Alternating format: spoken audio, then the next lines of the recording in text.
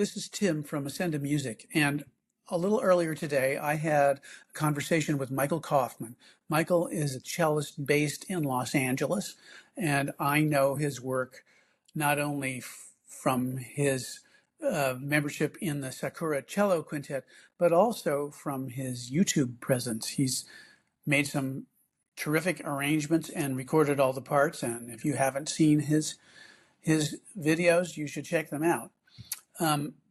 Mike, like many musicians, does a lot of things in his professional life. And I wanted to talk to him about how he balances all that stuff, how he keeps his chops up, and how he stays connected to the love of music that really brought him to the professional world. So here's my conversation with Mike. So Mike Kaufman, I was watching the film Oppenheimer a couple of weeks ago, and I like to watch to the end to see, hear the music really, because I don't know any of the Hollywood people. But there, I suddenly did. I saw your name. All the orchestra was listed. So that is one of the things you do, right? How much of that do you do? That's right. That is one of the things I do. I would say I do a fair amount. It sort of ebbs and flows, the studio music scene. So, film and TV, some other types of freelance work. Some of it is live. A lot of it is recorded. And actually, that one was fun because I was sitting next to Ben Lash, who was also a member of Sakura, of course. Right, SAKURA And Cello Quintet. yeah. Our beloved SAKURA Cello Quintet, for which you are one of the arrangers. So Yeah. So when did that come into your life, doing arranging and such like that? Well, your son, Peter, was our original arranger. And I think I was a little jealous that all of the arrangements were by him. So I wanted to try it myself. So I really didn't have any experience whatsoever. And my first couple arrangements were pretty rough and they needed quite a lot of revision. But over time, I got a bit better. I think at this point, I kind of have a like an idea, sort of like a plan when I start arranging a piece. But when I did it the first time, I had no idea what I was doing. Of course. So what was that learning process like to get better at it? I mean, a lot of it had to do with being workshopping the pieces with the group. So sometimes this could be an inspiring occasion where somebody has like a really interesting idea for a different texture, and sometimes it was actually just kind of painful because people would point out how maybe the voice leading was wrong, or I had doubled the leading tone, or done something really egregious. So especially for the first couple of arrangements, I had a lot of pretty serious errors that I needed to correct, and sometimes entire passages needed to be redone. But as I got better at it, the type of workshopping that we would do gradually changed a little bit, and I think nowadays when we're workshopping the pieces, we're not making like major changes to the arrangement. It's usually little details, maybe a texture here or there. Wow, that's great. That's encouraging.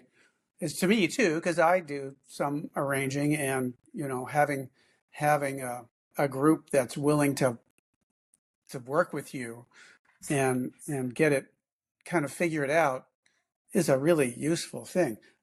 So you do other stuff too, though, as well. Am I correct? Yes. I mean, so in terms of like musical activities, so Yeah. I live in Los Angeles. I'm a member of the LA Opera Orchestra. Oh, yeah. I teach, yeah, I teach at Colburn in the community school and also at the Pasadena Conservatory of Music. Um, and yeah, so it's sort of a diverse career in terms of different projects. I also have a summer festival called Sunset Chamber Fest every June, where we have a workshop for young composers, and we also put on a few concerts of chamber music. Yeah, and then I also play a handful of chamber music concerts throughout the year, sometimes do festivals in the summer. So A lot of different things. So, Yeah. so with all that variety of things that you do, let's talk about the performing part of it. Playing in the opera is, I would think, a lot different from playing in the Sakura Cello Quintet versus some of the solo playing that I've heard you do with some of the videos you've made. How do you, when you're keeping your chops up, so to speak, how do you address that? Is there different kinds of practice you do for different kinds of playing, or talk about that a little bit? Yeah, I mean, I think when it comes to sort of keeping your chops up, that's just it's a little bit independent of the music that you're doing on a daily basis because some of the repertoire that we'll play in chamber music or in orchestra might not take you much out of first position. So Yeah. you have to find, yeah, you have to find um, your own sort of routine that you do every day, like a kind of a like a technical warm up with exercises, and sort of over time that kind of routine gets codified a little bit and gets a little bit more efficient. You figure out exactly what you need, what parts of it you really don't need, and then sometimes you'll notice uh, say you haven't been practicing a particular type of technique for a while and you suddenly need it. So, for instance, false harmonics. You know, maybe that's something that you might not play any harmonics for a number of months in any music that you're playing, and then suddenly you'll have a piece that has a lot of them. So maybe then that becomes something that you want to work on in your technical warm up. You know, Wow, to that get it to be sounds, part of your current playing. that actually sounds a whole lot like what I do as a brass player. You have your routine, and then, oh yeah, I've got to do a lot of multiple tonguing or something like that, and I don't do so much, and then I've got to woodshed it a little bit. So, well, okay, so you've thought about this, how to keep your chops up for yourself. How does that translate into when you're teaching? Do you how do you talk to your students about that, or do they have different needs than you? Yeah, I mean, I think the students usually do have different needs because depending on their level, they might actually be building some of these techniques from the ground up. So at a certain point, you know, you're sort of trying to push yourself and maybe refine what you've already built. But when you're a student, some of these techniques you might be learning them for the first time. Maybe there are certain scales you've never played before, you know, that type of thing. So very quickly I try to get them their hands sort of over as much of this stuff as quickly as possible, so that it can become part of their um, kind of their routine, their daily warm up. But I'm also aware that you know it's just a different experience for them. You know, for somebody doing something for the first time, it's going to be more of a struggle for sure. Sure. Well, so with it sounds like you do a fair amount of teaching. Did you, when you were, let's say, an undergraduate, did you think you would be teaching? Did you think about that, or um, was that part of your career plans, or what, did it just come to you? Yeah, teaching is something I always knew I wanted to do. And in fact, I remember when I was very young, I never studied with Richard Aaron, but Richard Aaron was around. I grew up in Cleveland, and I would go to his studio classes and his technique classes, his scale classes. And one of the things that he would say is, you know, you should pay attention to what we're doing because you can use this when you're a teacher one day. And that's something I thought about even as a child. And I think that's something that you know even to this day that I try to keep my mind open when I'm sitting in on somebody else's class. I might I might be sort of jotting down notes or at least making mental notes of you know maybe there's something that I can use for myself, you know, for my students. Sure, sure. So yeah, Richard Aaron, he's a he's a pretty big name in the cello world. Yeah. And who else have you studied with? So my first teacher was Pamela Kelly in Cleveland, and then Allison Wells, Who and is in uh, the which quartet then? Which Alison Wells is a British cellist who she was in Cleveland for a while, then in Baltimore, and now she's in Scotland at the RCS. Um, did she play in a quartet, and or am I confusing her with somebody else? I don't believe so. Oh, okay, Possibly. okay, okay. She had or has a piano trio. Ah, okay, okay. Yeah, for a long time. Um, then I went to Eastman to study with Steve Doane, and then finished USC with Ralph Kirschbaum for master's and doctorate. So at those different levels of your study, were there different things that the teachers would say that had to do with the the degree program you were in, or the your maturity, or was it? Do you think it was just different because the teachers themselves were different? I mean, I think there's probably something to like your level and your age and your maturity and sort of like what you're working on as a musician, what kind of technical help you need in any given stage in your playing for sure. Um, but I really think they all just have different approaches to music, and that's the thing that's the most profound to me. And when I think about all of their teaching, and I think I feel like I'm very, very lucky because all of my teachers have just been fantastic, like from the very beginning. And I think each one of them brought something really special. And I go back and I steal from my lessons with these teachers when I'm teaching my own students. That's something I think about really consciously. Yeah.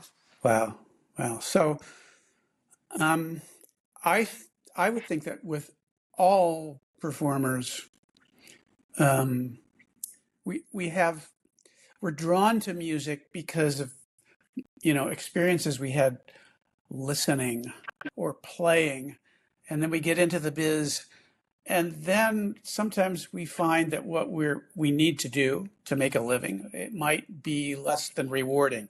So maybe you don't have that experience, but I guess I think I have. What do you do to make sure you stay connected to that thing that originally drew you in? Yeah, that's a really good question. I mean, I think that's true. I think it doesn't matter what area of the professional life you're talking about. There are always moments when you feel like that, and I think it's really important to have some type of through line. Like you're trying to develop as an artist. Maybe that has to do with your sound. Maybe that has to do with repertoire. Maybe it has to do with instruments. Maybe you want to try playing a different instrument. Or there was a time that I got really interested in Baroque cello, and I still play a bit of Baroque cello. And just I think that's really important to kind of keep pushing yourself in different directions.